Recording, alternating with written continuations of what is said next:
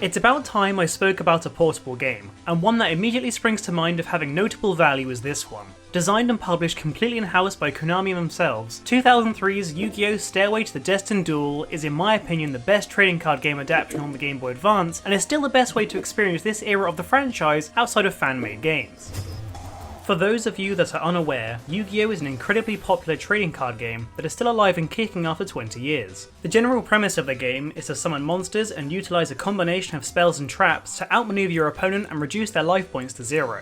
Over here in the UK, the popularity of the game followed Pokemania and offered a darker, more mature tabletop experience, replacing the likes of Pikachu and Blastoise with the Flame Swordsman and Trap Holes. Following the release of the 2 starter decks that were built around the TV programme's main characters, the game quickly expanded with the release of booster packs such as Legend of Blue Eyes White Dragon, Metal Raiders and Pharaoh 7 that would add much needed variety and strategy to the core game.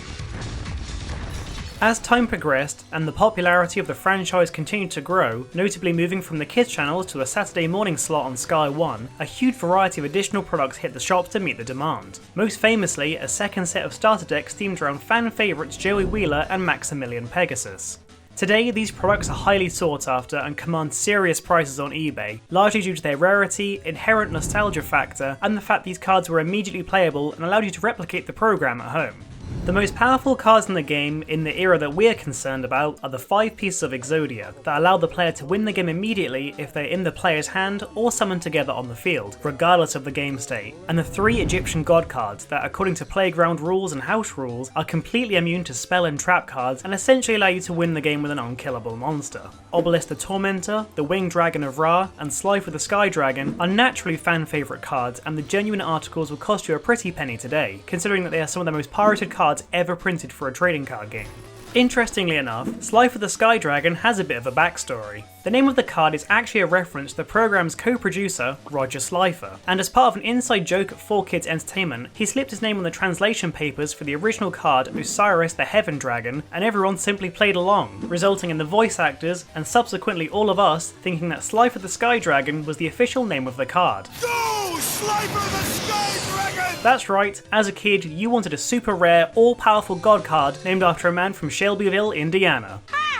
Even if you know nothing about the franchise, you are likely aware, at least in passing, of the 2 stars of the show, the Dark Magician and the Blue Eyes White Dragon, due to their playability, nostalgia factor, and frequency in the show. That in itself is a testament to the longevity and cultural impact of the card game, when so many imitators have come and gone since. Auntie Flossie will still mention Blue Eyes whatchamacallit when the home videos come out, so take that, Spectrobes. Alongside the canon of the show, fans took to early message boards and a fledgling YouTube when websites looked like this and dubbed their own parody of the show, paving the way for web series like Red vs Blue and the Supernatural Crack videos. The series pokes fun at how absurd life would actually be if everyone based their entire economy on a children's card game. By the way, my grandpa has a super rare card. Rare card? That sounds vague enough to be the Blue Eyes White Dragon. Screw the rules, I have money! The series maintained its popularity for several years, and a complete archive of the show can be found on YouTube, even gaining recognition from the writers of Yu-Gi-Oh! Themselves. It's well worth a watch as some secondary reading, even if you can already tell your Joey Wheelers from your Thousand Dragons. Since the inception of the franchise, there have been 3 major films, all of which retain the same voice actors and soundtrack. All of the original cast continue to play their roles in open public events, often with their appearances donating money to charity, and the likeness of the characters have been converted into a limited edition series of pop figures and custom cosplay outfits. In this sense, Yu-Gi-Oh! Feels like it's retained its childhood nostalgic element whilst growing up and maturing alongside its fanbase, instead of simply pandering to them by sticking Yugi Moto's face in a toilet duck and calling it a day, which in my mind definitely helped keep the game alive, well beyond the "I remember this" moment. For example, check this out for a nostalgic trip. It comes directly from a US Yu-Gi-Oh! Convention. This is the only time I've ever seen the surface world. I can see that. My name is Maximilian Pegasus, and I'm the creator of everyone's beloved Duel Monsters card game. I'm also the founder and president of Industrial Illusions. There's no need for you to introduce yourself, Merrick. Hey, how did you know my name? I have my ways. If you are coming back into the game, a great springboard is the Yu-Gi-Oh community on YouTube known as the Yugi-Tubers. Creators such as Mega Capital G, the Dual Logs, Simo, and most recently the Janjo Zone provide regular, short-form content that focuses around the old-school Yu-Gi-Oh format. These videos are a great way to learn about the history of the game, original strategies, where to buy cards today, and new support cards that improve the flow of the original game. For instance, I found out that Konami printed Cocoon of Ultra Evolution to bypass the issues surrounding Great Moth and Perfectly Ultimate Great Moth, because players wanted to use the cards as used by Weevil Underwood, but the requirement of having to wait 6 turns to bring them out made them almost unplayable. These guys are definitely worth a watch, especially if you plan on doing some eBay shopping very soon. Link to all the channels I enjoy can be found in the description of this video, so be sure to go and check them out. Over the years, there have been several decent video game adaptions on the Sony consoles that you should be aware of. Forbidden Memories on the PlayStation 1 remains an excellent game to this day with sharp graphics, an excellent soundtrack, and a legendary difficulty curve, and interestingly is a rare example of a PlayStation 1 game that fans have modded and updated and put back onto real discs, essentially giving you a new PlayStation 1 game for 2020. And Duelist of the Roses turns traditional Yu-Gi-Oh into a Dynasty Tactics style affair, replacing Xiao Yun and Lu Bu with Relinquished and Harpy's Pet Dragon, with a complete orchestral soundtrack, cutting-edge 3D models, and a story based around the War of the Roses. Duelist of the Roses has genuine staying power. Stairway to the Destined Duel, which is the focus of today's video on the Game Boy Advance, is in my opinion the best Yu-Gi-Oh offering outside of fan-made games such as Yu-Gi-Oh! Pro 2. The title is loosely based around the Battle City arc of the anime, which aired around 2003. The street challenge style of dueling, featured in the anime, once translated onto a Game Boy cartridge, provides a natural backdrop for the plot of the game and works nicely as a narrative device, as you the player are likely playing the game when out and about, just like the characters in the game. The game features every noteworthy character from the anime, every card you can possibly remember, and the ones that you forgot about, Weather Report, I'm looking right at you, and absolutely ticks the nostalgia boxes, leaving you feel like you got your money's worth in a short space of time, which for a portable game should be considered a home run. This is even more impressive when you consider a loose cartridge can be had for under £10, meaning that when you're hooked, it makes a nice, easy, convenient present for you and a friend to both pick up and play when you next meet up in a post-COVID world. Unlike traditional mainstays such as Pokemon Leaf Green and Fire Red that you wouldn't dare take on a bus or train these days. Back to the GBA title. After trawling through eBay, car boot sales, and if you're lazy, CEX, you may be lucky enough to find a complete in-box copy. If yours originates from the UK, your game should come with 3 promotional cards: Salamandra, Acid Trap Hole, and this dragon that I love, but nobody in Christendom knows how to pronounce correctly. Say Ryu. On occasion, you may stumble across the US release, which is practically identical but comes with different cards, most notably the inclusion of 2 abusable cards, the Broken Harpy's Feather Duster and Sinister Serpent, the Effect Monster. The reason for the change is that in different regions of the world, Konami limited certain cards depending on their printings, what was ready for release from suppliers, and how strong they were in relation to other cards available at the time. Today the difference doesn't matter at all, as all GBA consoles are region free, but if you really want the cards, you can buy them separately on eBay and then chuck them back into your packaging. At the start of the game, you are admitted to the Battle City tournament as an unranked duelist and are given a choice of 3 decks, loosely based around Yugi's decks from the anime, each with a different playstyle. From here, you are thrust out into the streets of Battle City, and it is then up to you to quickly learn the flow of your cards and challenge all the other competitors, complete weekly objective to win rare cards, and as a side objective, track down the leader of the rare hunters that plague the city and defeat their shadowy leader. Stairway to the Destined Duel follows the official rules of the trading card game and translates the physical card game into an excellent digital rendition on the go. The first thing you are likely to notice is just how well made the game is and plays on the whole. It sticks out to me like GT Cube on the GameCube or Need for Speed Underground on the original Xbox. The game has a veneer of quality and you really get the impression the designers knew what they were doing and how to squeeze every last pixel out of the tiny CPU for the Game Boy Advance. The game is also backwards compatible with the original DS and DS Lite, meaning you can buy the game and leave it in the console's second cartridge slot and then switch to it on a car journey once you're bored of Mario Kart DS. All of the cards, characters and locations are immediately recognisable, with crisp, sharp graphics and an excellent soundtrack to boot. Even secondary elements you wouldn't immediately consider, such as distinguishing card types, environment changes with field spells like Yami and Luminous Spark, and the amount of button presses required to activate an effect have been properly implemented for the Game Boy screen. The soundtrack to the game is pretty good too. There's a decent variety of tracks to match the pace and flow of gameplay, with a contemporary analytical theme for the deck building screen,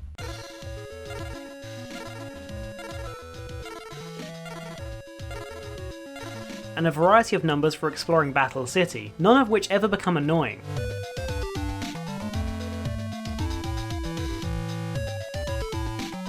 I am most impressed though with the scoring of the character's difficulty to the music in the game. Lower ranked duelists such as Taya or Mokuba have a much more happy and carefree score,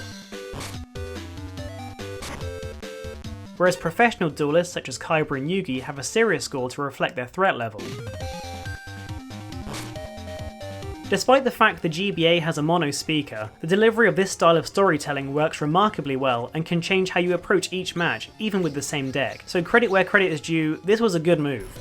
Stairway to the Destined Duel can best be described as a trading card role-playing game, somewhat akin to the progression style of the early Pokemon games and the choose-your-own-adventure style of a title like Skyrim. You can play the entire game and see everything there is in around 15 hours, which sounds like a lot for a game of this nature, but when you consider you're going to be playing in 20-minute bursts while waiting for a train or with a friend at Christmas via link cable, those hours soon melt away.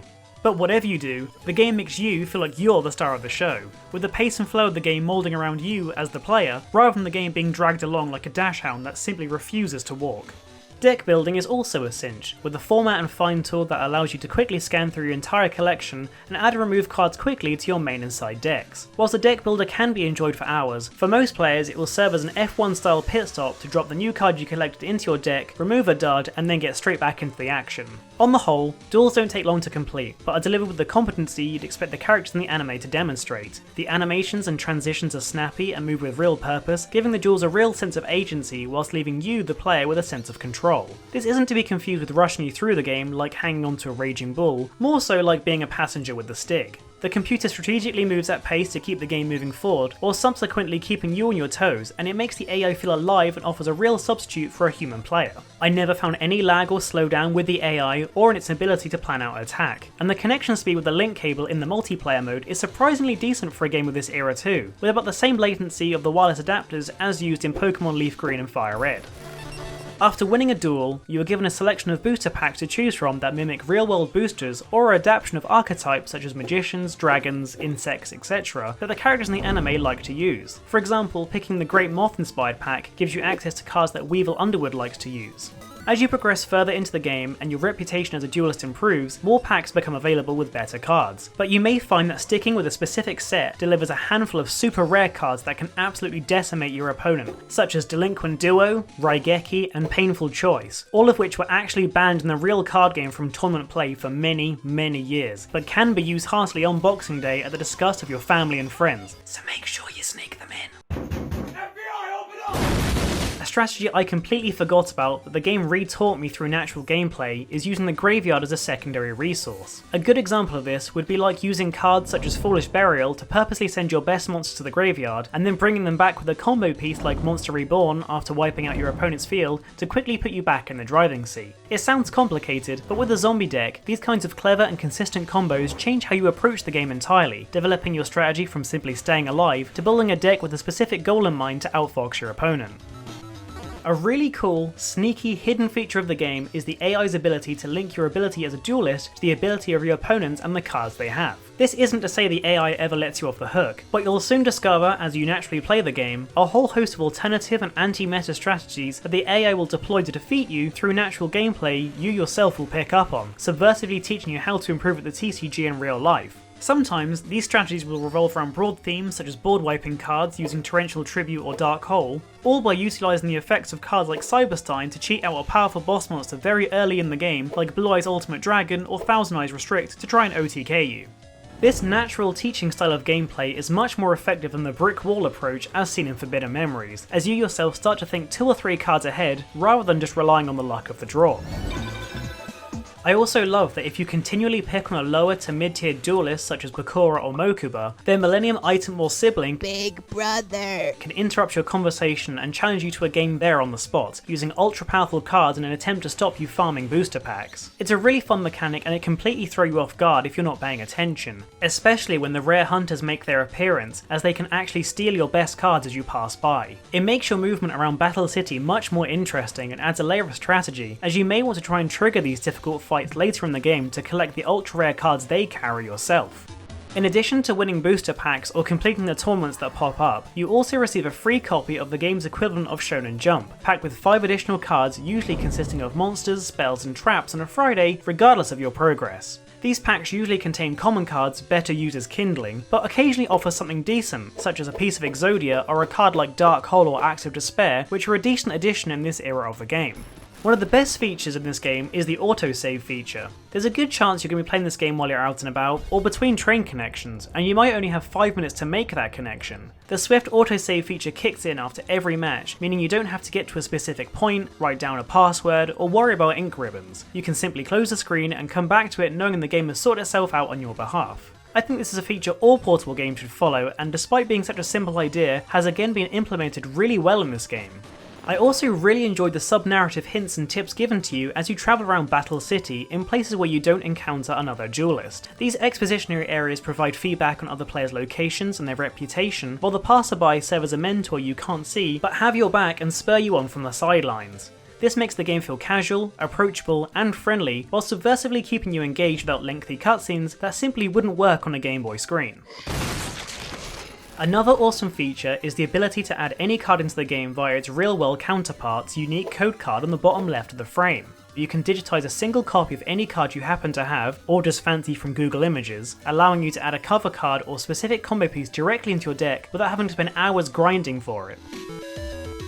When I review video games, I spend around 50 hours getting to grips with the title, trying the game out in different social settings, and getting a feel for how the game was made and what goal was in mind in the design process. Yu-Gi-Oh! Sticks out to me because it feels like an accessible phone game you'd pull out when you're killing time, but has the air of refined quality. The Lego-esque build and play gameplay style feels like you're taking a home console game with you. Like Hannah Montana, surprisingly giving you the best of both worlds. A phone game that has staying power. This makes the title surprisingly addictive. For this review, I captured around 100 hours while working on other projects and finalising what I wanted to say, and I still feel like I have gas in the tank to go back and play some more, and that is a rare quality for what is essentially a Super Nintendo game on a 2.9-inch screen being played in the back of a Volvo.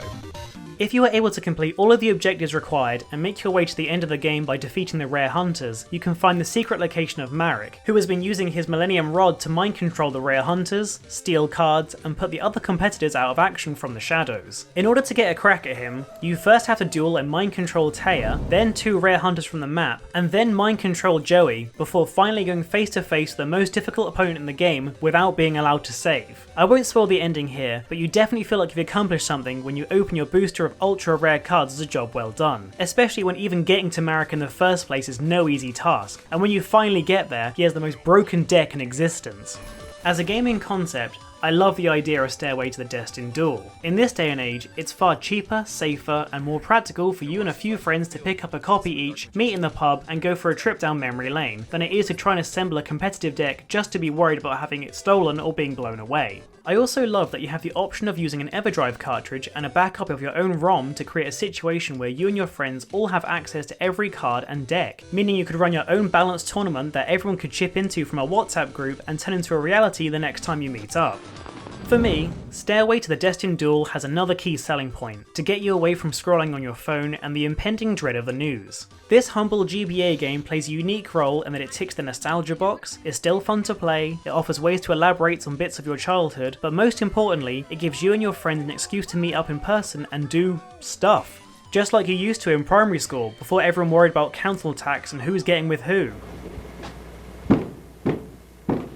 Considering the price of the game, I love that me and my friends can hop on eBay, pick up a copy each on an old GBA, play independently, and then meet up together at the end of the week and play together, but then learn from each other and adapt each other's strategies as adults as we transform the game to fit into our new lifestyles. In essence, we go from being little Yugi to big Yugi in the anime, but instead of having the heart of the cards, we have the power of eBay and a linked PayPal account. It's close enough.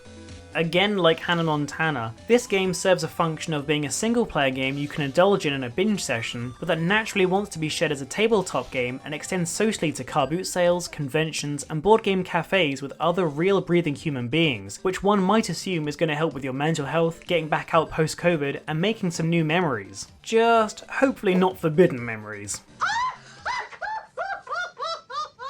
In this sense, Yu-Gi-Oh! Goes from being a card game to a video game that inspires you to get back out there and play the card game, and any game that inspires community is good in my book. This is especially cool when you consider that the game has no ban list, unlike Link Evolution on the Switch, and you can play the game seriously or just completely troll your opponent. And there's no setup or mess to clean up, nobody has to do maths and keep track of life points, and the game can be played on the road as well, and if lost, can be easily replaced. What's not to love? And if you're inspired to take the game a step further and pick up the physical cards, reprints can be easily and cheaply found on eBay in pre-constructed decks and are completely ready to go. Products such as Yugi's legendary decks can be bought in shops like Smith that deliver a box of instant classic cards at a cost-effective price. It's quite fun opening it up at the end of the week. It's like a mini Christmas morning you and your friends can share together, where every card happens to be something you actually want, and is actually competitive too. I particularly enjoy the fact that all cards have received new support over the years. So if you want to play old school Yu-Gi-Oh! And want decks that bring out cards like the Blue Eyes White Dragon as soon as possible, you can afford to sprinkle in some newer cards like Ancient Rules and Maiden with Eyes of Blue, as they belong to the archetype, yet feel like they can be played alongside the originals. So that's the game. I think Stairway to the Destined Duel has a lot of staying power in your game's collection, and considering its online value, makes an ideal gift for you and a friend to pick up at the same time to get you away from WhatsApp and Netflix and whatever else just for a few hours. The game has every card you remember, ticks all of the nostalgia boxes, and has the potential to lead you to Comic-Con. That's it, Pegasus. I'm taking you down. Let's duel! Or at the very least your local tabletop cafe after work. Even if you've never played before or are unsure about the source material, I think this game is worth a shot, and I doubt you'll be disappointed. Hey! Thanks for tuning in to this episode of SnapbackWill. As always, I want to thank all of the lovely people on screen now for their hard work and contributions to this episode. In the next episode, I'll be taking on a tour of the Atari 2600. See you there!